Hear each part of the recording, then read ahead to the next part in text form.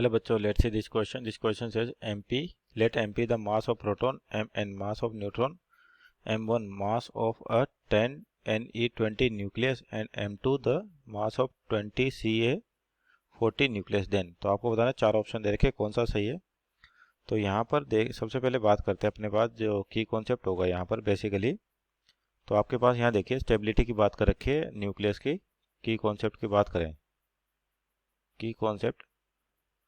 तो आपका जो न्यूक्लियस होता है बेसिकली वो जनरली अनस्टेबल होता है। तो स्टेबिलिटी अचीव करने के लिए क्या होता है, एनर्जी पार्टिकल रिलीज करता है या जो नए न्यूक्लियन में चेंज होता है या नए न्यूक्लियस में चेंज होता है। जो आपका न्यूक्लियस है बेसिकली वो न्यूक्लियन से मिलकर बना होता है। तो जो आपका न्यूक्लियस है और न्यूक्लियन जिनसे मिलकर बनता है तो दोनों के मास में क्या होता है, डिफरेंस होता है और जिसकी वजह से क्या होता है आपको एनर्जी रिलीज होती है। तो उसको जनरली अपन कहते हैं मास डिफेक्ट। तो की कॉन्सेप्ट सिंपली अपन मास डिफेक्ट से बता सकते हैं।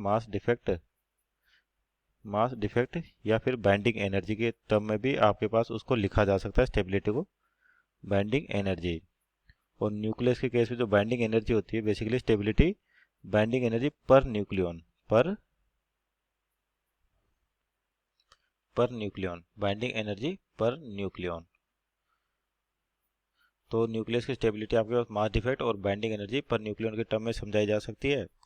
और यहाँ पर बात करें सबसे पहले तो आपके पास जैसे पहला जो है वो कौन सा है, हीलियम न्यूक्लियस है। तो 10Ne20। तो आपका जो Ne यानी कि आपके पास नियोन गैस है, नियोन गैस। तो आपके पास जो नियोन गैस होती है स्टेबल होती है आपके पास और जिनको अपन इनर्ट गैसेस कहते हैं। तो यानी कि इसका जो न्यूक्लियस है आपके पास और ये नियोन गैस कैसी हाईली स्टेबल भी कह सकते हैं, सिंपल स्टेबल गैस भी कह सकते हैं। तो यहाँ पर जो आपके पास 10Ne20 है तो बेसिकली इसके अंदर कह सकते हैं अपन 10 तो क्या होंगे, प्रोटॉन होंगे और 10 ही क्या होंगे, न्यूट्रॉन होंगे। 10 प्रोटॉन प्लस 10 न्यूट्रॉन।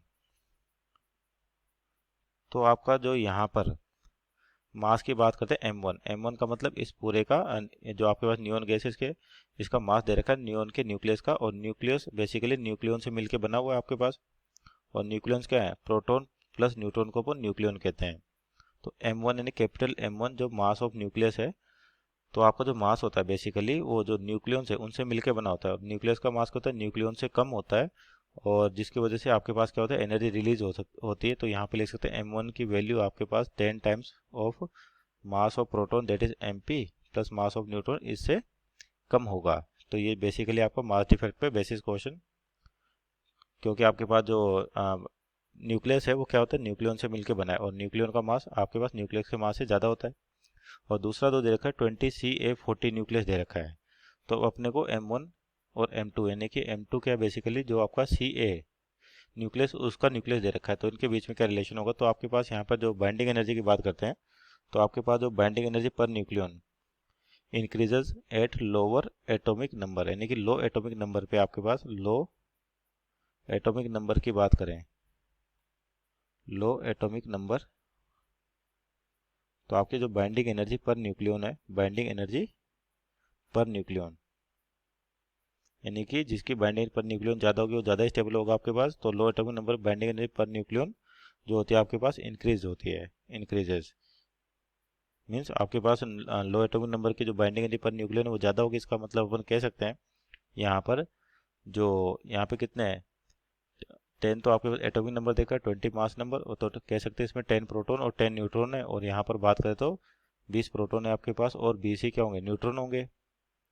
तो आपका यहाँ पर अपन M2 की बात करें तो M2 की जो एटॉमिक आपका जो एटॉमिक नंबर वो ज़्यादा है और किसे, M1 से। तो इसका मतलब आपके पास जो M1 यानी कि लो एटॉमिक नंबर है तो M2 की वैल्यू ये तो होगी M1 से तो कम होगी। और इसके साथ देखें तो यहाँ पे नंबर ऑफ न्यूक्लियंस क्या है, इसके ज़्यादा है 2 टाइम्स। तो यानी कि 2 times of mass of M1 कह सकते हैं अपन, क्योंकि लो एटॉमिक नंबर पे आपके पास जो बाइंडिंग एनर्जी पर न्यूक्लियन इंक्रीज होती है मीन स्टेबिलिटी आपके पास ज़्यादा होगी। तो और स्टेबिलिटी बाइंडिंग एनर्जी पर न्यूक्लियंस के अकॉर्डिंग होती है आपके पास। और ये जैसे लो एटॉमिक नंबर पे जाएंगे बाइंडिंग एनर्जी पर न्यूक्लियन आपकी इंक्रीज होती रहेगी। और यहाँ पे जो अब M1 M2 दे रखा है तो इनके नंबर ऑफ न्यूक्लियंस हैं, इसमें 20 इसमें 10, तो 2 टाइम्स अपन लिख सकते हैं। तो means option M2 is less than 2 times of M1 means option number C and D is our right answer. Hope you understood well, best of luck.